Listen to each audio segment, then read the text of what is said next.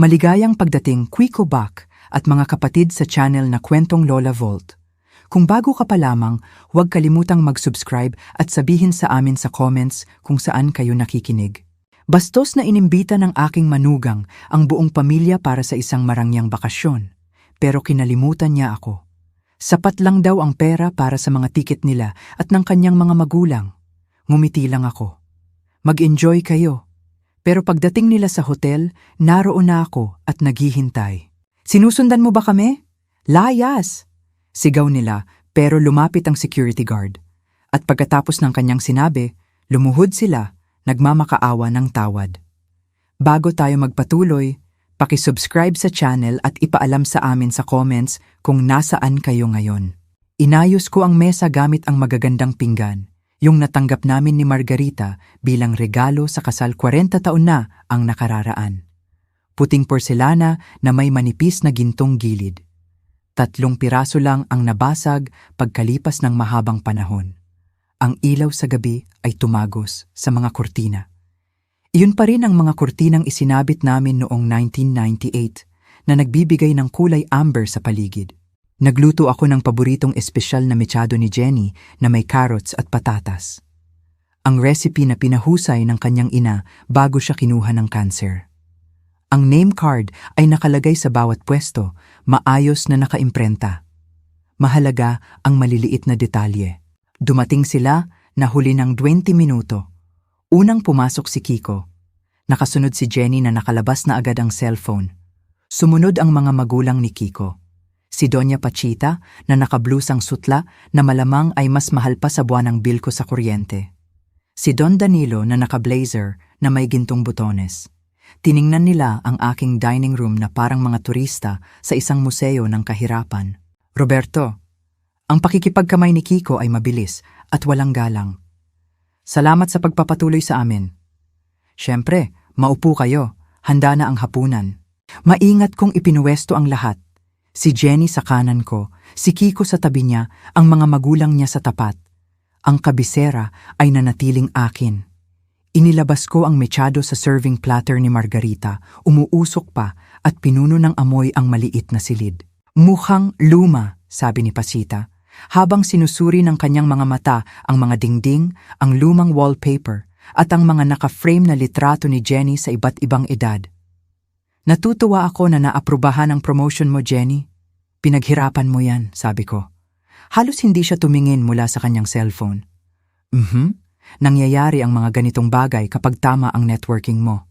Mas masakit ang mga salitang iyon kaysa sa alam niya. Tumawag ako sa 3 dating kasosyo sa negosyo. Gumugol ng 2 oras sa telepono kausap ang isang ehekutibo ng hotel chain na may utang na loob sa akin.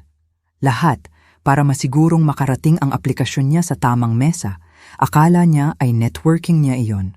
Inabot ni Kiko ang bote ng alak na inihanda ko, isang 2015 napaka-Cabernet na pinili ko mismo para ngayong gabi. 3,500 na hindi ko sana dapat ginastos. Sinuri niya ang label, nakataas ang kilay na tila aprobado naman. Pwede na. Sa wakas, may maiinom na matino sa lugar na ito. Sinalinan niya muna si Pasita, sunod si Danilo, tapos si Jenny. Umikot ang bote sa mesa, ngunit nilampasan ang baso ko bago ito ibinaba ni Kiko sa kabilang dulo, malayo sa abot ko. Pinanood lang ito ni Jenny. Wala siyang sinabi. Mataas talaga ang panlasa ni Kiko, sabi ni Pachita sabay higop. Pinalaki namin siyang marunong kumilatis ng kalidad. Sumandal si Danilo sa kanyang upuan, pinag-aaralan ang aking dining room na parang isang appraiser sa subasta. Roberto, naisip mo na bang mag-renovate? Kakapagawa lang namin ng kusina namin. Granite countertops, stainless appliances, ang taas agad ng resale value. Ang gaganda ng mga kurtina, singit ni Pasita. Hinawakan ang tela sa pagitan ng kanyang hinlalaki at hintuturo na parang sinusuri ang thread count. Ano na to, 20 years old? Maayos pa naman ang mga yan, sabi ko. Inusog ni Kiko ang kanyang upuan, kumayod ang mga paa nito sa sahig na kahoy. Pumwesto siya para magkaroon ng distansya sa akin, humarap sa kanyang mga magulang at ginawang pader si Jenny sa gitna. Pinihit din ni Jenny ang katawan niya para tularan ng asawa, bahagyang nakatalikod na sa akin ngayon. Inabot ko ang patatas. Kinuha ni Kiko ang mangkok nang hindi tumitingin sa akin. So may malaking announcement, sabi niya, nakangisi sa mga magulang niya.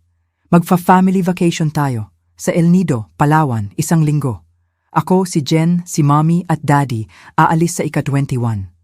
Napatigil ang tinidor ko sa ere. Mukhang maganda yan. Saang resort? Paradise Cove. 5-star, may private beach, kumpleto lahat. Masigla na siya ngayon, kumukumpas gamit ang wine glass, ang alak ko. Kasya lang ang budget namin para sa 5 ticket, kami at ang parents ko. Ang matematika ng pahayag na iyon ay lumutang sa ere. 5 ticket, 4 na tao ang nabanggit. Ang pag-iitsapwera ay sadya at planado. Kaya ko namang sagutin ang sarili kong gastos, sabi ko. Pinanatiling kalmado ang boses ko. Gusto kong sumama sa pamilya. Dumulas ang cellphone ni Jenny sa mesa papunta kay Pasita. Naglo-load ang mga litrato ng bakasyon sa screen. Mas lalong tumalikod si Jenny sa akin, nakaturo sa mga amenities ng resort. Nang magsalita siya, hindi siya tumingin sa akin. Kailangan namin ng pahinga mula sa iyo, Tay. Parang lumiit ang kwarto. Biglang naging abala sina Pasita at Danilo sa kanilang mga plato. Mabilis na sumagot si Kiko, peke ang tono ng paghingi ng paumanhin. Wala tong personalan, Roberto. Alam mo naman kung paano to. Quality time kasama ang immediate family. Nakaamba ang kamay ko para abutin ang serving dish. Pinanood ko itong tumigil sa ere, parang hiwalay sa katawan ko. Dahan-dahan, ibinaba ko ito sa aking hita. Ang mechado sa plato ko ay hindi nagalaw. Namumuo na ang sebo. Siyempre, narinig kong sabi ng sarili ko. Naiintindihan ko. Tumayo ako. Kukuha lang ako ng dessert. Walang umalma. Nagsasalin na ulit si Kiko ng alak sa baso ng lahat, maliban sa akin. Habang naglalakad ako papunta sa kusina, puno pa rin ang plato ko. Mula sa pintuan, narinig ko si Pasita na nagtatanong tungkol sa spa packages. Si Danilo na nagmumungkahi ng island hopping tours. Ang tawa ni Jenny, magaan at masaya, tulad ng tunog nito nung 12 anyos pa siya at dinadala ko siya para magsorbetes pagkatapos ng eskwela. Hindi ako kumuha ng dessert. Dumaan ako sa kusina, sa pasilyo, paakyat sa aking kwarto. Nagpatuloy ang usapan sa ibaba ng walang tigil ni hindi nila napansin ang pagkawala ko. Isinara ko ang pinto at umupo sa gilid ng kama, suot pa rin ang parehong jacket na isinuot ko sa kasal ni Jenny, ang parehong isinuot ko sa promotion dinner niya noong nakaraang buwan, ang parehong jacket na kinuyakutya lang ng pamilya ni Kiko. Mula sa sahig, narinig ko ang tawanan, ang kalansing ng mga baso, ang alak ko, ang mesa ko, ang tahanan ko, ang selebrasyon nila. May nagbago noon, tiyak at malamig, parang kandado na biglang lumagitik at sumara. Tumahimik ang bahay bandang 10:00 ng gabi. Narinig ko ang pagsara ng mga pinto sa ibaba. Sa guest room sila natulog, syempre. Masyadong marami ang nainom para magmaneho pa uwi. Ang alak ko. Nakaupo ako sa gilid ng kama, naalis na ang jacket, nakasampay sa upuan. Ang parehong upuan kung saan inilatag ko ang mga damit ko kaninang umaga, umaasang ang hapunan na ito ay maglalapit sa amin. Hindi ako dinadalaw ng antok. Alam ko na iyon. Tinanggal ko ang aking salamin, pinunasan gamit ang laylayan ng damit at isinuot muli. Ang kwarto ay pareho pa rin ng itsura sa loob ng 20 taon. Ang jewelry box ni Margarita ay nasa tokador pa rin. Walang laman ngayon na ibenta ang lahat ng nasa loob para bayaran ang huling hospital bills niya na hindi sakop ng insurance. 23 anyos noon si Jenny, kakagraduate lang, umiiyak sa libing. Hinawakan ko ang kamay niya sa buong serbisyo. Kailan bumitaw ang kamay niya sa akin. Ang mga alaala ay dumating ng pira-piraso, bawat isa ay matalim. Ang kasal, P2 million. Halos lahat ng ipon ko noon. Si Jenny sa kanyang gown, nagniningning. Si Kiko sa tabi niya, mukhang hindi komportable sa kanyang barong. Isinulat ko ang tseke, iniisip, ito ang ginagawa ng mga ama. Ito ang pagmamahal na nahahawakan. Ang kotse, 850,000 para sa down payment ng kanilang SUV. Ang kotseng minaneho nila lampas sa akin noong nakaraang Pasko nang hindi humihinto, papunta sa mga magulang ni Kiko para mag-Noche Buena. Kayo na lang muna, Tay, babayaran ka namin. 4 na taon na ang nakararaan, Tumigil na ako sa pagtatanong tungkol sa bayad pagkatapos ng unang taon. Ang mga kasangkapan para sa una nilang kondo. Ang emergency na pagpapaayos ng bubong na hindi nila kayang bayaran. Ang credit card bill na 450,000 na pinaliwanag ni Kiko bilang temporary cash flow issues. Bawat oras ay isinusulat ko ang tseke. Bawat oras ay yayakapin ako ni Jenny at sasabihing, "Ikaw ang the best, Tay." Tumayo ako ng hindi mapakali at naglakad papunta sa home office ko sa dulo ng pasilyo. Ang laptop ay nasa mesa, may password, naglalaman ng buhay na walang alam ang anak ko. Binuksan ko ito, inilagay ang code, at pinanood ang screen na umilaw. 4 na ari-arian. Ang hotel sa Cebu na binili noong 2008 nang bumagsak ang merkado, pinarenovate at kumita sa loob ng 18 buwan. Ang boutique inn sa Tagaytay, nakuha noong 2012. 2 resort sa Batangas, binili bilang pares noong 2019. Lahat ay pinamamahalaan sa ilalim ng Villanueva Holdings Corp. Lahat ay nagbibigay ng matatag na kita, lahat ay ganap na lingid sa kaalaman ng pamilya ko. Kasalukuyang kabuang halaga, 180 milyon. Binuo ko ang imperyong ito ng tahimik at sadya matapos mamatay si Margarita. Nagtatrabaho ng double shift sa ospital kung saan ako facilities manager. Iniipon ang bawat sobrang piso. Nag-aaral ng real estate investment sa pamamagitan ng mga night class at seminar. Ang kumpanya ay nakarehistro sa ilalim ng gitnang pangalan ko, Thomas, para manatiling hiwalay at pribado. Sinabi ko kay Jenny na kumukuha ako ng extra work para maging abala. Hindi na siya nagtanong ng detalye. Binuksan ko ang spreadsheet ko, P4 milyon. Iyon ang konserbatibong tansya ng naibigay ko sa kanila sa loob ng 12 taon, hindi kasama ang hapunan ngayong gabi, hindi kasama ang mga tawag na ginawa ko para makuha niya ang promotion. P4 milyon. At kailangan nila ng pahinga mula sa akin. Bandang 3:00 ng madaling araw, naglakad ako papunta sa kwarto ni Jenny noong bata pa siya. Ang guest room ay wala nang masyadong gamit, pero may ilang litrato sa dingding. Si Jenny noong 8 anyos, bungi ang ngipin na nakayakap sa akin sa Enchanted Kingdom. Si Jenny noong 16, hawak ang tropeyo sa debate, ang braso ko sa balikat niya. Si Jenny noong 21, graduation sa kolehiyo. Totoo at proud ang ngiti niya. Hinawakan ko ang frame. Malamig ang salamin sa ilalim ng mga daliri ko. Kailan naglaho ang batang babaeng iyon? Mabagal ang dating ng bukang liwayway, kulay abong liwanag na gumagapang sa mga bintana. Bandang 7:00, nakarinig ako ng mga boses sa ibaba. Mahina, nag-uusap. Gising na sina Jenny at Kiko, nag-uusap sa kusina. Pumunta ako sa pasilyo ng nakayapak, dumikit sa dingding. Maganda ang acoustics ng lumang bahay sa New Manila kung alam mo kung saan tatayo. Sa tuktok ng hagdan, dinig na dinig ang boses nila. Kailangan lang nating lapitan ng tama. Boses ni Jenny, iyong maingat na tono na ginagamit niya kapag minamanipula ang sitwasyon sa trabaho. Iparamdam sa kanya na ideya niya to. Nakaupo siya sa yaman na hindi naman niya kailangan. Si Kiko, mapangmaliit gaya ng dati. Masyadong malaki ang bahay na to para sa isang tao. Idiniin ko ang likod ko sa pader, nakikinig. Matigas ang ulo niya tungkol dito, patuloy ni Jenny. Pero kung ipapalabas natin na para ito sa ikagagaan ng buhay niya, wala naman siyang mamahaling luho, di ba? Siguro mas magiging masaya siya sa isang maliit na kondo. Ang tawa ni Jenny, mahina, kasabwat. Suot pa nga niya yung parehong jacket sa promotion dinner ko at sa kasal ko. Tumingin ako pabalik sa kwarto ko kung saan nakasabit ang jacket na yon sa upuan. Iyon nga, tama siya. Kapag naibenta na ang bahay, sabi ni Jenny, na nagkakaroon ng kumpiyansa ang boses. Mababayaran natin ang mga credit card at siguro matingnan natin yung mas malaking bahay sa Alabang. Hindi naman mapapansin ng tatay mo ang pagkakaiba. Magiging masaya lang siya na makatulong sa pamilya. Binaluktot ng tono ni Kiko ang parirala para maging panunuya. Tulong sa pamilya.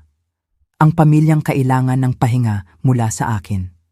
Ang pamilyang nagpaplanong kumbinsihin akong ibenta ang tahanan ko, ang tahanan ni Margarita, para maka-upgrade sila ng sa kanila. Bumalik ako sa kwarto ko ng may parehong pag-iingat. Isinara ang pinto ng walang ingay, umupo sa mesa at binuksan ulit ang laptop. Hindi nanginginig ang mga kamay ko. Ikinagulat ko iyon. Dapat ay nanginginig sila. Sa halip, nag-type sila, Paradise Cove Resort, El Nido, Palawan for sale. Nag-load ang listing. Luxury beachfront property, 25 rooms, private boat dock, established clientele. Asking price, fee 105 million.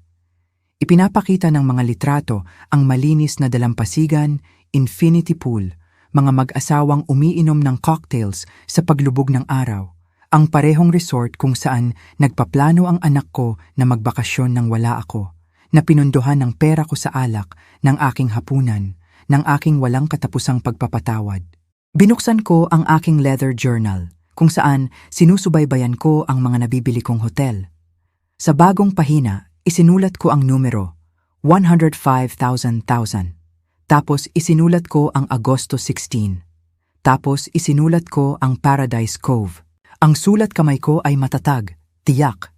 Tinitigan ko ang mga salitang iyon ng matagal, pagkatapos ay tiningnan ulit ang mga detalye ng ari-arian. Owner retiring, motivated to sell. Closing possible within 60 days. Contact Martin Ramos, Commercial Properties International. Sa ibaba, malamang ay nagtitimpla na ng kape sina Jenny at Kiko. Pinaplano ang kanilang spiel para mapaliit ako ng tirahan, para mapasimple ang buhay ko, para makapagpalabas ng pera para sa pamilya.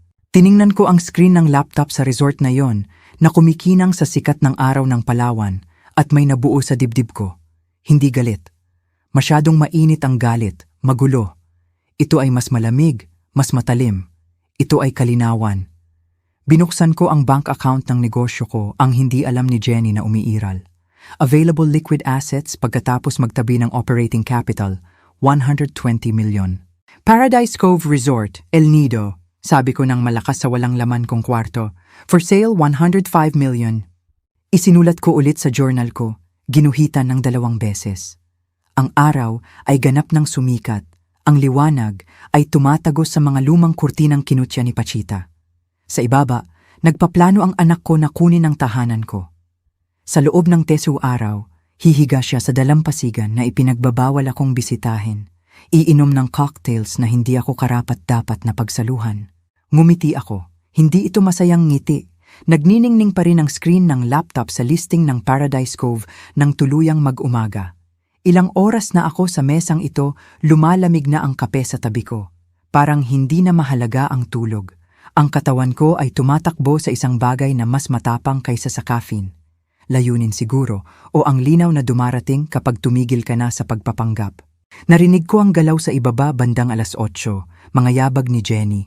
Pamilyar na ritmo pagkalipas ng 30 taon papunta sa kusina. Naghintay ako ng 3 minuto, tapos sumunod. Nakatayo siya sa counter nagsasalin ng kape, nakapadyama pa, nakatali ang buhok. Inilabas ko na kanina ang paborito niyang creamer, French vanilla, yung mamahalin, maliliit na detalye, alam ko pa rin lahat. Magandang umaga, sabi ko, inaabot ang tasa. Uy, hindi siya tumingin mula sa cellphone niya. Nagsalin ako ng dahan-dahan, tinatantya ang tono ko. Nabanggit ni Kiko na magbibiyahe kayo sa isang tropical na lugar, sa El Nido, Paradise Cove Resort. Alis kami next week, mukhang maganda. Gaano katagal? 1 linggo, 21st hanggang 28th. Humigop siya ng kape, nag-i-scroll sa screen. Hindi siya nagtanong kung nagbago ba ang isip ko na sumama. Ang hindi pagsama sa akin ay tapos na usapan na hindi na dapat balikan. Mabuti, mag-enjoy kayo, sabi ko. Nagtrabaho ka ng husto. Salamat. Tumingin siya saglit, halos nagulat sa sinabi ko, tapos bumalik sa cellphone. Narinig ang boses ni Kiko mula sa itaas. May kausap sa telepono tungkol sa quarterly projections. Inubos ni Jenny ang kape, hinugasan ng tasa at bumalik sa guest room. Pinakinggan ko ang paglaho ng mga yabag niya tapos bumalik sa opisina ko. Paradise Cove Resort, August 21st hanggang 28th. 7 gabi, tiningnan ko ang satellite imagery. Ang property ay nasa hilagang bahagi ng El Nido, nakatago sa sarili nitong cove. 25 rooms na nakaayos sa hugis horseshoe sa paligid ng central pool, 100 papasok. Ang pinakamalapit na kakumpetensya ay 15 kilometro pa ang layo. Boutique operation, independent ownership, kamakailan lang nilista dahil sa nag-scroll ako sa description ng realtor, owner's urgent financial situation. Motivated seller, ang paborito kong mga salita. Binuksan ko ang aking nakalock na drawer at inilabas ang mga file na kailangan ko. LLC documentation para sa Villanueva Holdings. 3 taon ng tax returns na nagpapakita ng lehitimong kita ng negosyo. Bank statements na nagpapatunay ng liquid assets. Katibayan ng kakayahan. Pagkatapos ay inabot ko ang telepono ko.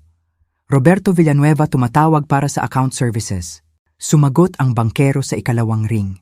20 taon na ako sa bangkong ito. Sapat na ang perang pinadadaloy ko sa kanila para makakuha ng agarang atensyon. Mr. Villanueva, ano pong maipaglilingkod ko? Nagpalakad-lakad ako sa bintana, pinapanood sina Jenny at Kiko na nagkakarga sa mga sasakyan nila sa labas. Routine sa trabaho. Wala silang kaalam-alam. Kailangan ko ng access sa 110 milyon sa loob ng 48 oras. Kombinasyon ng liquid accounts at credit line laban sa mga property sa Tagaytay at Batangas. Katahimikan. Masyadong mabilis yan, Roberto. Maari ko bang itanong? Investment opportunity. Time sensitive. Kaya mo ba? Magkakaroon ako ng preliminary approval bago matapos ang araw. Mabuti. Hihintayin ko ang tawag mo. Binaba ko ang telepono bago pa siya makapagtanong. Sa bintana, lumabas ang kotse ni Jenny sa driveway. Sumunod ang kay Kiko. 30 segundo ang lumipas, tumahimik ang bahay.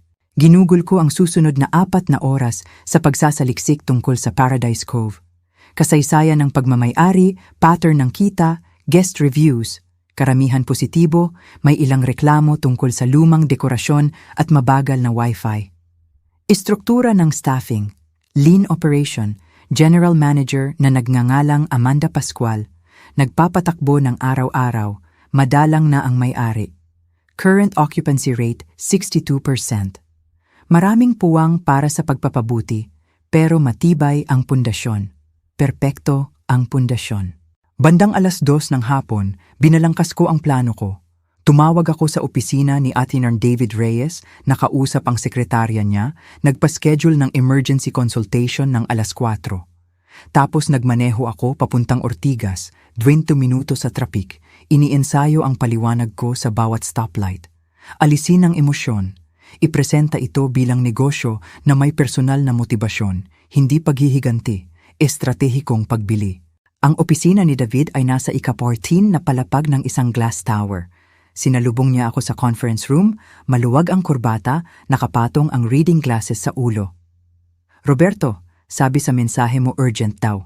Inilatag ko ang mga dokumento sa makintab na mesa, ang Paradise Cove listing, ang financial statements ko, isang sulat kamay na timeline na nagpapakitang kailangan ko ang pagmamay-ari bago mag-Agosto 20. Pinag-aralan niya ang mga ito, nagbago ang ekspresyon mula sa kuryosidad patungong pag-aalala. Gusto mong bumili ng hotel sa Palawan sa loob ng 72 oras? Oo. Pwede ko bang itanong kung bakit imposible ang timeline? Magbabakasyon ang anak ko doon sa August 21. Hindi niya alam na bibilhin ko ang property. Kailangan kong maging may-ari bago siya dumating. Tinanggal ni David ang salamin niya. Ibinaba ng maingat. Roberto, naiintindihan kong may personal na motibasyon dito. Pero ang pagbili ng commercial property na may 72 oras na due diligence ay hindi maipapayo ng propesyonal. Nakalista na ang property. Motivated ang seller. May kapital ako. Ano ang totoong legal risk? Bumuntong hininga siya, tunog ng isang abogado na nakakilala ng kliyenteng hindi mapipigilan. Title issues, hindi na disclose na mga utang, problema sa istruktura, bibili ka ng hindi nakikita. Bibili ako ng madalian at ito, tinapik ko ang notes ko tungkol sa bahay. Gusto kong ilagay ang property ko sa Quezon City sa isang irrevocable trust. Ako ang sole trustee at beneficiary. Walang makakapwersa ng benta nang walang pahintulot ko. Naiintindihan mo ba na ibig sabihin nito ay hindi ito mamamana ni Jenny sa karaniwang paraan kung may mangyari sa'yo? Naiintindihan ko ng lubos. Pinag-aralan ako ni David sa kabila ng mesa. Kung ano man ang nakita niya doon, at alam ko kung ano ang nakita niya, Ang parehong malamig na kalinawan na naramdaman ko mula madaling araw ay nagpatango sa kanya ng dahan-dahan. Kailangan kong kumuha ng abogado sa Palawan, isang lokal na nakakaalam ng teritoryo. Gawin mo, i-bill mo sa akin kahit magkano. Roberto, humilig siya pasulong. Anong ginawa niya? Sinalubong ko ang tingin niya. Kailangan niya ng pahinga mula sa akin. Binibigyan ko siya. Hindi na siya nagtanong pa. Matalinong tao. Umalis ako sa opisina niya ng 5:30, nagmaneho pa uwi sa rush hour ng EDSA, tinawagan si Michael Tan mula sa kotse, Tan Notary Services. Michael, si Roberto Villanueva, kailangan ko ng trust documents. Ang residential property ko ililipat sa personal trust. Gaano kabilis mo magagawa? Standard timeline ay 1 linggo para sa review. Kailangan ko sa loob ng 3 araw. Katahimikan. Posible yan. Ang expedited rate ko ay... Kahit magkano, sige. Ipadala ang papeles ngayong gabi. Gusto ko sa email ko sa loob ng 2 oras. Pag-uwi, iba na ang pakiramdam ng bahay. Naglakad ako sa mga kwartong tinirhan ko ng 18 na taon. Nakikita ang mga ito gaya ng pagtingin ni na Jenny at Kiko. Luma, maliit, mababa para sa kanilang mga ambisyon. Ang mga kurtinang kinutya ni Pachita. Ang dining room kung saan nagsilbi ako ng mechado habang nagsasalin sila ng alak ko para sa lahat maliban sa akin. Tahanan ko pa rin ito. Hinding-hindi nila ito makukuha. Tumunog ang telepono ko ng 7:00, ang bangkero. Mr. Villanueva, approved na ang credit line mo. 110 million available sa Lunes ng umaga. Perpekto. Ang layunin ng loan ay listed as commercial property acquisition. Tama ba? Oo. Mabuti. Ihahanda namin ang mga dokumento para sa pirmahan. Tumawag pa ako ng isa ngayong gabi. Martin Ramos, Commercial Properties International, ang listing agent para sa Paradise Cove. Mr. Ramos, ako si Roberto Villanueva. Interesado ako sa Paradise Cove Resort sa El Nido. Tumatanggap ba ng offer ang may-ari? Lumiwanag agad ang boses niya. Absolutong oo. Kailan mo gustong mag-schedule ng viewing? Bukas. Pwede ako doon ng hapon. Napakaaga niyan. Lilipad ka mula Manila? Magbubuk ako ngayong gabi. Seryoso ang inquiry na ito, Mr. Ramos. May proof of funds ako at kayang mag-close sa loob ng 48 oras. Tatawagan ko agad si Mr. Garcia. Labis siyang matutuwa. Mabuti. Tatawag ako paglapag ko. Binaba ko ang telepono at binuksan ang laptop para mag-book ng flight. Ipinakita ng screen ang mga flight papuntang El Nido via Air Swift. Ang daliri ko ay nakaamba sa purchase button para sa flight na aalis ng 9:30 bukas ng umaga. Sa kabilang dulo ng lungsod, malamang ay naghahapunan sina Jenny at Kiko sa isang magandang lugar. Nagdiriwang ng kanilang paparating na bakasyon. Paradise Cove, ang kanilang pribadong linggo, ang kanilang pahinga mula sa matanda. Pinindot ko ang purchase, dumating agad ang confirmation email, boarding pass attached. Departure 9:30 a.m., arrival 10:45 a.m. Marami pang oras para makita ang property, makilala ang may-ari, simulan ang negosasyon. Finorward ko ang flight details kay David Reyes na may simpleng mensahe. Kailangan ko ang contact info ng abogado sa Palawan bago ako lumapag. Ang sagot niya ay dumating sa loob ng ilang minuto. Nakaayos na. Inaasahan ka ni William Garcia ng 4 p.m. bukas. Ang abogado niya ay may preliminary documents ng handa. Roberto, mag-ingat ka. Isinara ko ang laptop at tiningnan ang paligid ng opisina ko. Ang mga hotel files, ang trust documents na ipapadala ni Michael, ang proof of funds letter mula sa bangko, lahat nasa ayos, lahat nakahanay. Sa loob ng 3 araw, sasakay ang pamilya ko sa eroplano papuntang Paraiso. Nasasabik sa kanilang eksklusibong bakasyon ang kanilang pahinga mula sa matandang nagpapahiya sa kanila gamit ang kanyang lumang kurtina at gasgas na jacket. Wala silang kaalam-alam kung ano ang naghihintay sa kanila. Pinayagan ko ang sarili ko ng isang maikling tango, hindi ngiti, wala masyadong halata at nagsimulang mag-impake ng briefcase para sa flight bukas. Lumapag ang flight sa mainit na tanghali, ang uri ng init na sumasalubong sayo parang pader pagbukas ng pinto ng cabin. Ang Leo Airport sa El Nido ay puno ng mga turista na nakamatingkad na damit at sombrero, mga pamilyang hila-hila ang mga maleta. Dala ko lang ang briefcase ko. hindi ito bakasyon. Alam ng tricycle driver ang Paradise Cove kahit hindi na sabihin ang address. Gandang lugar nun, sabi niya habang umaalis kami sa terminal. Staycation po sir? Business meeting? Tumango ako habang binabaybay namin ang mga kalsada lampas sa mga bagong resort developments tapos paakyat sa mga burol. Ang daan ay liku-liko sa baybayin, paminsan-minsang nasisilip ang turquoise na tubig sa pagitan ng mga puno ng niyog. 15 na minuto ang lumipas, lumiko kami sa isang pribadong daan na may lumang karatula, Paradise Cove Resort.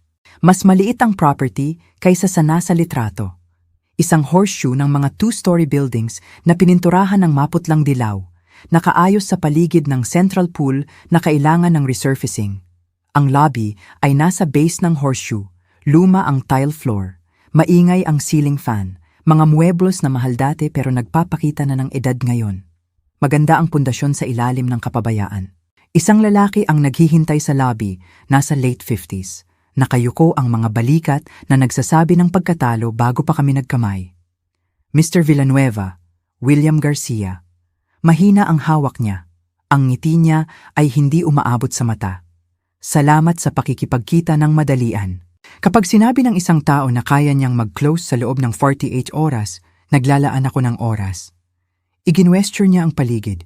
Gusto niyo ba ng tour? Naglakad kami sa property ng mabagal.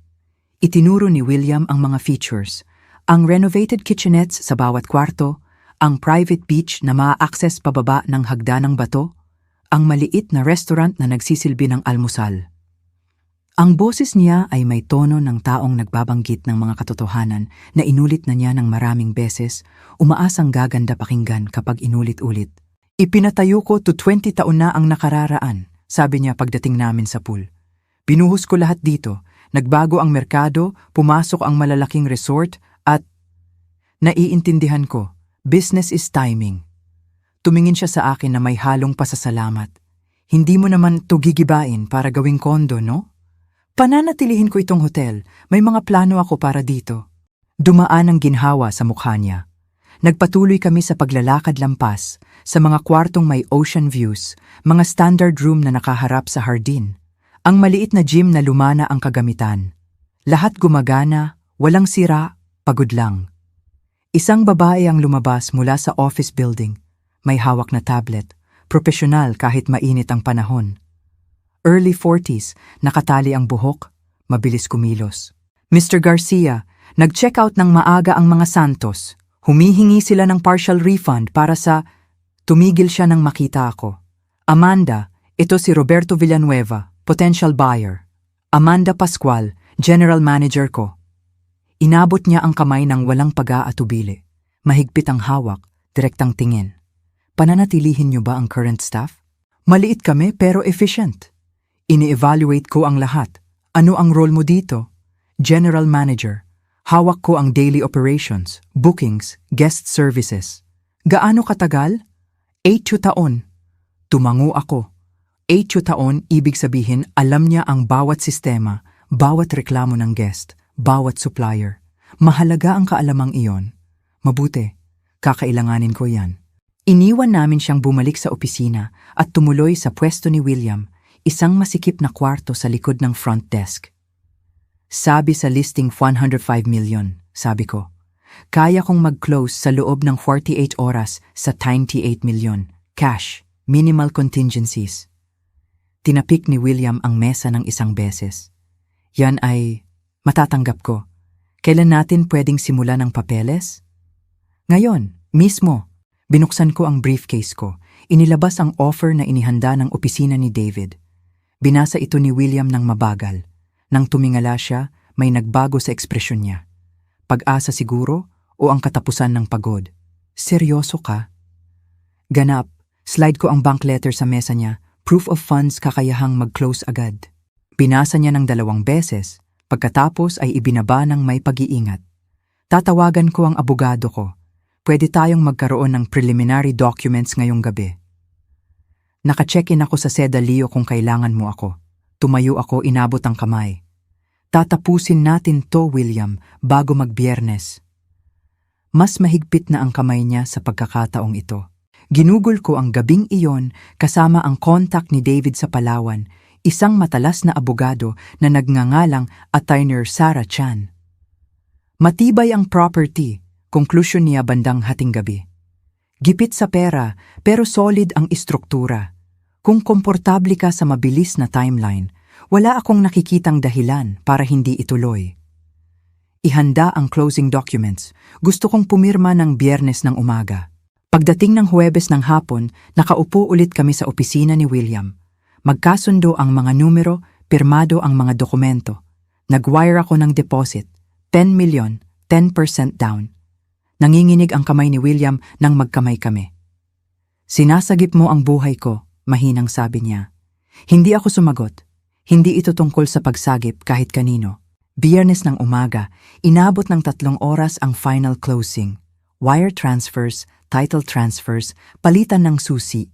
Bandang tanghali, ang Paradise Cove Resort ay pagmamay-ari na ng Villanueva Holdings Corp. Nakaupo akong mag-isa sa opisina ko ngayon, tinitingnan ang mga papeles ng may kakaibang pakiramdam. Pagkatapos ay binuksan ko ang reservation system ni Amanda, nag-scroll sa August bookings. Naroon, August 21st through 28th. Mendoza Party, 4 guests, Deluxe Ocean View Suite, prepaid deposit, balance due at checkout. Kinuhaan ko ng litrato ang screen gamit ang phone ko tapos tinawagan si Amanda sa opisina. Dumating siya sa loob ng ilang minuto. Amanda, salamat sa pagpunta. Maupo ka, ta. Pananatilihin kita bilang general manager. Ang sweldo mo ay tataas ng 15%, effective immediately. Nanlaki ang mata niya. Salamat po. Paghihirapan mo yan. May mga tiyak akong utos tungkol sa operasyon. Una, inilabas ko ang sulat kamay na listahan. Ang mga room reassignments at pricing adjustments na ito ay magkakabisa sa August 21. Binasa niya ang listahan, lumalim ang kunot ng noo. Malalaking pagbabago to. May mga guests na nag-confirm na ng reservation sa current rates. Nagbago ang may-ari, nagbago ang terms. Ang batas ay nagpapahintulot ng modifikasyon na may 72 hours notice. Tama naman po yon technically, pero hindi matutuwa ang mga guest. May isang reservation particular. August 21, Mendoza Party, 4 na tao. Oo, Deluxe Ocean View, week-long stay. Palitan mo, standard room, no ocean view, tanaw paradahan, ilapat ang bagong pricing structure, 40% increase sa lahat ng serbisyo. Tumingin si Amanda ng dahan-dahan, pero nag-confirm na sila sa lumang rate. Bagong may-ari, bagong terms. Aabisuhan sila sa Lunes. Nagbibigay iyon sa kanila ng 74 oras. Pinag-aralan niya ako ng matagal. Personal po ito? Sinalubong ko ang tingin niya. Negosyo ito. Susundin mo ba ang mga utos na ito? Isa pang pause, tapos tumango siya. Opo, sir. Kapag dumating sila at nagulat sa mga pagbabago, sasabihin mo sa kanila na ako ang may-ari. Hindi bago ang lahat. Naiintindihan? Naiintindihan. Mabuti. Babalik ako sa Manila bukas. Nasa iyo ang contact info ko para sa anumang urgent. Kung hindi, tiwala ako sa pagpapasya mo sa daily operations. Tumayo siya, hawak pa rin ang listahan. Pwede ko po bang itanong, ang Mendoza Party? Sino sila sa inyo? Pamilya, sabi ko. Gusto nila ng pahinga mula sa akin. Sinisiguro kong makukuha nila ang eksaktong hiniling nila. Naliwanagan ang mukha niya, sinundan ng awa o respeto. Hindi na siya nagtanong pa. Gagawin ko na ang mga pagbabago ngayon. Salamat, Amanda. Pag-alis niya, naupo ako sa tahimik na opisina. Hindi lang ito palabas ng paghihiganti. Bumili ako ng totoong negosyo at balak kong patakbuhin ito ng maayos. Magtatagumpay ang hotel. Mahalaga iyon, hindi para sa pera, kundi para sa prinsipyo. Nang gabing iyon, tumayo ako sa dalampasigan ng Paradise Cove, ang mga paa sa buhangin. 2 araw mula ngayon, tatayo sina Jenny at Kiko sa eksaktong lugar na ito. Umaasa sa kanilang eksklusibong bakasyon sa paraiso. Iba ang madatnan nila. Isinilid ko ang ownership deed sa briefcase ko. Bukas, uuwi ako. Magpapakapurmal ako. Kakaway ako paalam pag-alis nila papuntang airport sa linggo. Babati ng magandang biyahe, gaganap sa papel ng amang Inet Shapwera na tanggap ang kapalaran. Lunes ng umaga, matatanggap nila ang email ni Amanda tungkol sa pagbabago ng may-ari at policy updates. Sa oras na maintindihan nila ang nangyari, nasa ere na sila, hindi na makakapag-cancel, at ako ay nasa bahay, nakaupo sa luma kong bahay, na may lumang kurtina, naghihintay sa tawag na alam kong darating. Bumalik ako sa Manila bago magmadaling araw. Lingid sa kaalaman ng lahat, ang pag-alis at pagbalik ko. Lumabas si Jenny sa kusina bandang 9:00, gumagawa na ng listahan sa cellphone. Vacation mode na siya. Tay, nakita mo ba yung blue beach bag ko? Lumabas ako mula sa pasilyo, dala ito. Hall closet, nilinis ko pagkatapos ng last summer. Kinuha niya nang hindi tumitingin sa akin. Oh, thanks. Nagtulong ako sa pag-iimpake nila buong umaga. Dumating si Kiko bandang tanghali, hila ang mga maleta nila na parang siya ang may-ari ng lugar. Nagbe-bellboy ka na ngayon, Roberto? Ngisi niya. Tinutulungan lang si Jenny. Patuloy ako sa pagtutupi ng beach towel. Umupo siya sa recliner ko, yung hinusgahan ni Pasita noong dinner. Mahal ang biyahe, gipit na kami sa trip na to. Ang pagkakataong inaasahan ko, kumuha ako ng 1,000 bills sa wallet ko, binilang ng sadya at inabot kay Jenny. Eto, 5,000, pocket money. Kinuha niya ng walang pasalamat, isinuksok sa pitaka. Salamat. Binulong ni Kiko, sapat lang para marinig ko. Buti may silbi kahit papaano ang matanda. Ngumiti ako ng tipid, walang sinabi. Umalis sila kinabukasan. Dinala ko ang bag ko sa kanto, 3 bahay ang layo kung saan nag-book ako ng Grab. Walang tsansang makita nila ako. Ang flight pabalik sa El Nido ay umalis ng gabi. Dumating kami ng 11:00. Natulog ako ng 4 na oras sa staff apartment na inihanda ni Amanda, tapos gumising ng 6:00. Habang naliligo ako sa El Nido, malamang ay gumigising si Jenny sa Manila, excited sa flight. Habang nagbibihis ako ng business slacks at plansadong asul na polo, nagkakarga na sila ng maleta. 8:00, tinipon ko ang staff. Si Amanda sa harap, si Marcus, ang security coordinator, nakasandal sa pader. 2 housekeeper, restaurant manager, front desk clerk. Namahagi ako ng instruction sheets. Ang Mendoza party ay mag-check-in ng 3 p.m., sabi ko. 4 na tao. Naka-assign sila ngayon sa rooms 12 at 14. Kinumpirma ni Amanda. Standard rooms, hindi ang deluxe ocean view suite na orihinal nilang binuok. Tama, magrereklamo sila. Ipapaliwanag nyo na ang room reassignment ay kinailangan dahil sa ownership transition, maging profesional at matatag. Nagtaas ng kamay ang mas batang housekeeper. May problema po ba sa mga guest na to? Sundin lang ang mga protocol ng eksakto. Pagkatapos ng meeting, nagpaiwan si Amanda. Gagawin nyo talaga to. Bawat salita sa protocol. At kapag nakita kayo, tiningnan ko ang relo ko. 11:06 a.m. Makikita nila ang may-ari ng property na ito, sabi ko. Wala nang iba, wala nang kulang. 2:00, nagpalit ako ng business attire. Tiningnan ang refleksyon sa salamin. Kompwesto, profesional, ang may-ari ng isang resort. Walang bakas ng amang inapi. 2:47 p.m., narinig ko ang graba sa driveway. Inayos ko ang kwelyo ko at naglakad papunta sa lobby hallway kung saan matatanaw ko ang reception desk. Bumukas ang pinto ng van. Unang lumabas si Jenny, sinangga ang init ng araw. Sumunod si Kiko, sinusuri na ang property ng may pagmamay-ari. Sina Danilo at Pasita ay lumabas. Agad na nagpipicture si Pasita.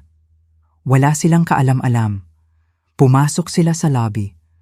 Lumapit si Kiko sa desk, mayabang. Inilapag ang credit card. Mendoza, party of 4. May reservation kami sa Deluxe Ocean View Suite. Kinuha ni Amanda ang card. Yes, Mr. Mendoza, may reservation kayo. May kaunting adjustment dahil sa ownership transition. Adjustment? Putol ni Kiko. Nag-book kami ilang buwan na ang nakararaan. Kung maghihintay lang po kayo sa lobby area, ihahanda ko ang lahat. Bumuntong hininga si Kiko nang may eksaheradong inip. Umupo si Jenny sa sofa. Sina Danilo at Pasita ay nakatayo pa rin. Lumabas ako mula sa hallway, hawak ang tablet, kasama si Marcus. Naglakad ako ng may autoridad, tinitingnan ng screen, kunwari ay abala sa negosyo. 10 talampakan ang layo ko nang tumingala si Jenny. Ang mukha niya ay dumaan sa mabilis na pagbabago. Kaswal na atensyon, pagkilala, pagkalito. Tay? Bumiti ng salita sa ere, napalingon si Kiko. Natigil sa pagkuha ng litrato sina Danilo at Pasita. Tumingala ako na parang ngayon ko lang sila napansin, walang gulat. Tay, anong ginagawa mo dito? Tunay na pagkalito ang nasa boses ni Jenny. Ang pagkalito ni Kiko ay naging galit agad. Seryoso ka? Sinundan mo kami? Sinalubong ko ang tingin niya. Nagtatrabaho ako dito. Natigil siya, tumawa siya, isang matigas na tunog. Nagtatrabaho ka dito? Ano? Kumuha ka ng trabaho sa resort namin para ispiyahan kami? Lumapit si Danilo kay Pasita. Hindi tama to. Masyadong inappropriate. Harassment to, tumaas ang boses ni Kiko. Gusto kong umalis ka dito ngayon din. Tumingin ang ibang guest, hindi ako gumalaw. Nagnenegosyo ako. Ang negosyo nyo ay sumisira sa bakasyon namin. Layas. Tumayo si Jenny. Kiko, baka dapat... Hindi. Binalingan niya si Amanda. Tawagin mo ang manager mo. Tawagin ang security. Gusto kong ipatanggal ang lalaking ito sa property. Sumenyas si Amanda kay Marcus. Sir, pakihinaan ang boses, sabi ni Amanda. Nakakaabala kayo sa ibang guest. Nakakaabala ako? Siya ang sumusunod sa sarili niyang anak. Tumayo si Amanda, hinakot ang tingin ng lahat sa lobby. Si Mr. Villanueva ang may-ari ng Paradise Cove Resort. Simula noong Agosto 19, kayo ay mga panauhin niya. Ang katahimikan na sumunod ay ganap. Bumuka ang bibig ni Kiko pero walang lumabas. May-ari? Tumingin sa akin si Jenny, namumutla. Binili mo ang hotel na to? Sinalubong ko ang mata niya. Oo.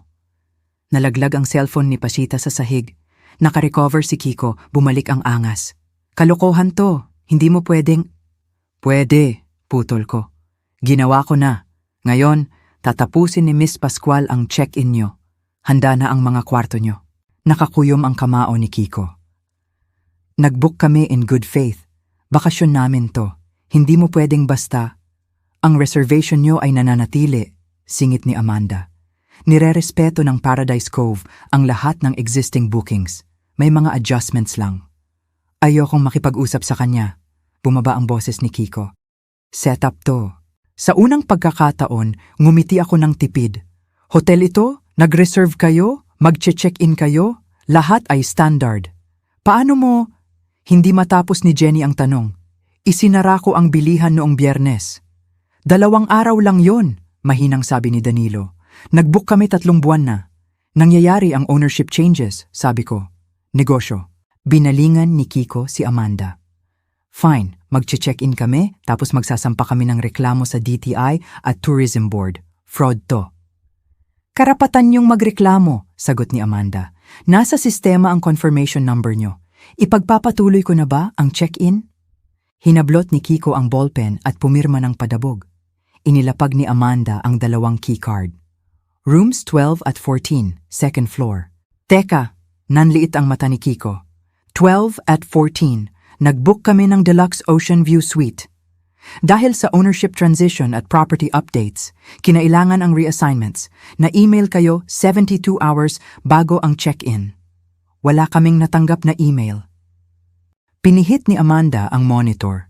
Sent Monday morning sa email na mendozakikoyoutlook.com. Inilabas ni Kiko ang phone niya, nag-scroll.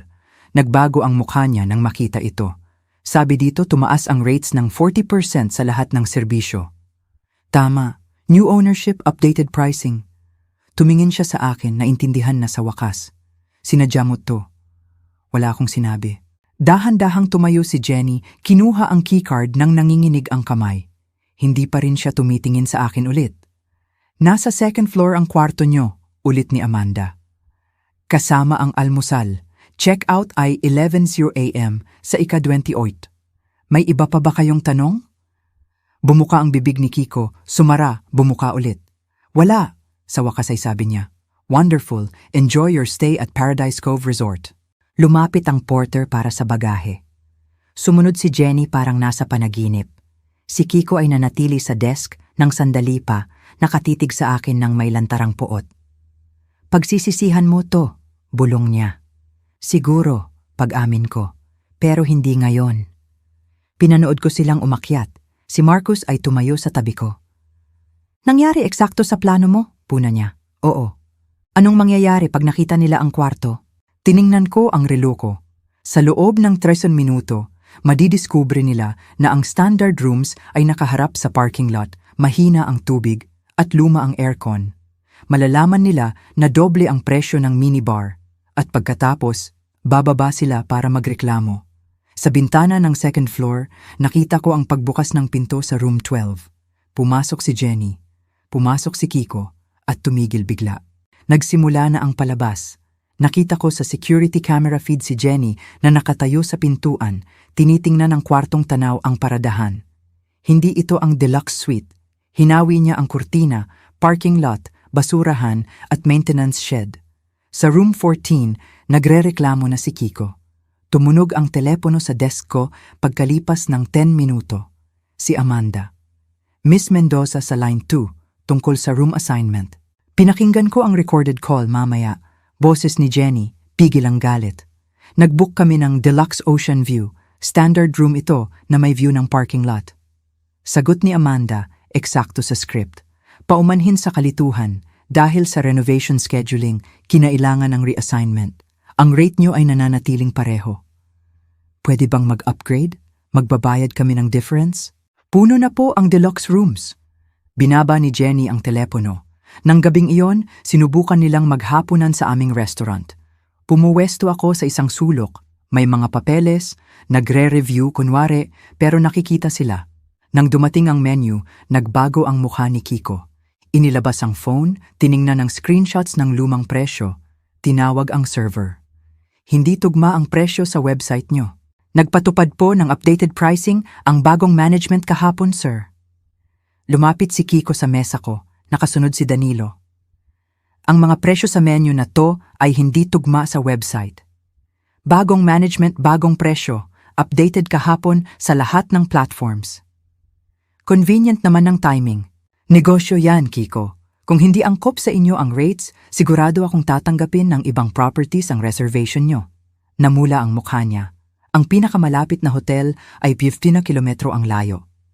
Bumalik ako sa papeles ko. Ang simpleng hapunan nila ay umabot ng 10,000. Nakita ko ang mukha ni Pasita nang dumating ang bill. Parang nakakagat ng maasim. Kinabukasan, bagong komplikasyon. Eksaktong 6 a.m. nagsimula ang maintenance sa hot water system. Ang mga tubo ay nasa dingding katabi ng room 12 at 14. Ang ingay ay kahanga-hanga, pokpok, kalampag. Legal at perpektong tiyempo. Nag-iikot ako sa property ng 6:15, nadaanan ang kwarto nila nang lumabas si Danilo na naka-bathrobe, gulo-gulo ang buhok. Morning, pasensya na sa ingay. Matatapos ang repair ng 7:00. Kumurap lang siya sa akin, sobrang pagod para sumagot. Sa ikatlong araw, hindi na maikakaila ang pattern. Naging unstable ang wifi sa kwarto nila. Gumagana sa lobby pero nawawala sa room 12 at 14. Island infrastructure, kibit-balikat ng technician.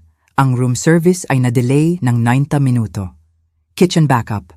Ang pool hours ay na-adjust para sa cleaning. 2 to 4 p.m. daily. Ang oras kung kailan plano sana ni Danilo at Pasita na mag-swimming. Bawat insidente ay maliit lang. Huntos-huntos, nakakasakal. Sa August 24, nagkakawatak-watak na ang pamilya. Nakita ko si Jenny na nakaupo mag-isa sa pool. Si Kiko ay nagpapalakad-lakad, may kausap sa telepono, naghahanap ng malilipatan pero walang makita sa presyong kaya nila. Nagtuturuan sina Danilo at Pasita. Kinabukasan, tumawag si Amanda. Sir, nag-post sila ng negative reviews, 1 star sa lahat ng platforms. Gaano kalala? Masakit magsalita. Accusations ng discrimination at harassment. May katotohanan ba sa alegasyon? Wala. Lahat nasa policy at batas. Gumawa ng professional responses. Kilalanin ang dissatisfaction. Banggitin ang ownership transition. Huwag pumatol sa specific accusations. Ang tugon namin ay live na bago magtanghali. Ikinalulungkot namin ang dissatisfaction ng guest. Ang ownership transitions ay nangangailangan minsan ng operational adjustments. Profesional, hindi matitibag. 9:00 ng umaga, nalaman ko na nasa opisina ng isang lokal na abogado si Kiko. Ang konsultasyon ay nagkakahalaga ng 20,000. Narinig ng staff na nagrereklamo siya kay Jenny pagbalik. Walang nakita ang abogado, legal ang price changes, legal ang room reassignments.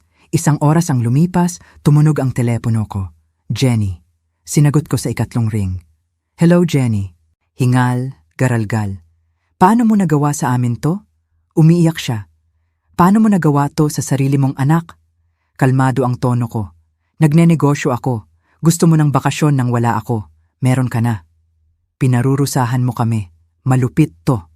Ito ang pinili nyo. Nagbibigay lang ako ng serbisyong binabayaran nyo. Pagbalik namin, tumaas ang boses niya. Palalayasin ka namin sa bahay namin. Ibebenta namin yon sa ayaw at sa gusto mo. Namuo ang yelo sa dibdib ko. Ito ang sandaling hinihintay ko. Subukan nyo. Pinabaan niya ako ng telepono. Nag-book ako ng flight pabalik ng Manila ng hapon ding iyon. Dumiretso ako sa notaryo. Pinirmahan ko ang trust documents na nagpoprotekta sa bahay. Hindi na nila ito maibebenta. Hinding-hindi. Nakita ko rin sa credit report ko na ginamit ni Jenny ang mga credit card na co-signer ako. 2.7 milyon na utang. Inipon lahat nitong huling 6 na buwan. Inaasahan ang pera mula sa pagbenta ng bahay ko. Bumalik ako sa Palawan kinabukasan. August 27. Check-out day. Maagang aalis ang pamilya Mendoza. Nasa opisina ako habang pinapanood silang mag-check-out. Mabagal kumilos si Danilo. Si Kiko ay punong-puno ng galit. Si Jenny ay parang lantang gulay. Inilapag ni Amanda ang final bill. Kinuha ito ni Kiko at nanigas ang kamay. Sabi dito 240,000. Pinaliwanag ni Amanda ang bawat detalye. Updated rates, dining, resort fees. Sinubukan ni Kiko ang card niya. Declined. Sinubukan ulit. Declined. Namumutla na siya. Bumaling siya kay Danilo. Umiling ang matanda. Si Jenny ang lumapit. Inabot ang card niya nang hindi tumitingin. Approved. Umalis sila na parang galing sa libing. Bumalik ako sa Manila ng hapong iyon. Habang nagbibiyahe sila ng tahimik, inilagay ni Attorney David ang kopya ng trust documents sa mesa sa kusina ko. Madadat na nila iyon pag-uwi. Hindi ako umuwi. Sa isang hotel ako sa Makati natulog. Kinabukasan, August 28, umuwi ako. Magulo ang kusina. May basag na bowl, may UP sa dingding. Punit ang envelope ng mga legal documents. Nabasa na nila. Alam na nila na wala silang makukuha. At umalis na sila. Tumawag si Danilo ng gabing iyon. Humihingi ng tawad sa gulo sa kusina. Sinubukan niyang mangutang. Hindi, sabi ko. Robert, wala na kaming pera. Gumawa kayo ng desisyon. Ito ang kahihinatnan. Ilang araw ang lumipas, kumatok si Jenny sa pinto ko. Payat, walang makeup, pagod. Tay, pwede ba tayong mag-usap? Pinapasok ko siya. Umiyak siya, humingi ng tawad. Hindi ko siya inalo. Kailangan niyang namnamin ito.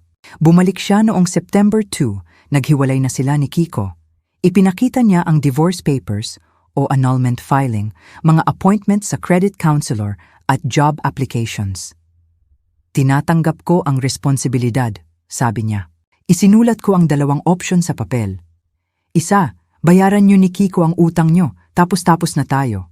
2, tumayo ka sa sarili mong paa, magbayad ng upa, at bumangon mag-isa. Baka maayos natin ang relasyon. Tinuro niya ang option 2. Walang pera galing sa'yo, Tay. Sigurado ako. Tuwing linggo, bumibisita siya dala ang murang merienda. Ipinakita ko sa kanya ang hotel portfolio ko. Ikaw lahat to? Garalgal ang boses niya. Hindi ko naisip. Hindi pa ito kapatawaran. Nangangailangan yon ng panahon. Pero hindi na rin ito giyera. Nagtakda ako ng hangganan, humingi ng respeto, at ipinakita sa kanya na ang kahihinatnan ay hindi kalupitan, ito ay kalinawan. Sinusubukan ni Jenny na bumangon. Kung karapat-dapat siya, panahon lang ang makakapagsabi. Pero sinusubukan niya at sapat na iyon sa ngayon. Kung nagustuhan niyo ang kwentong ito, paki-like ang video, mag-subscribe sa channel at ibahagi ang inyong impression sa comments. Para mapakinggan ang susunod na kwento, i-click ang kahon sa kaliwa.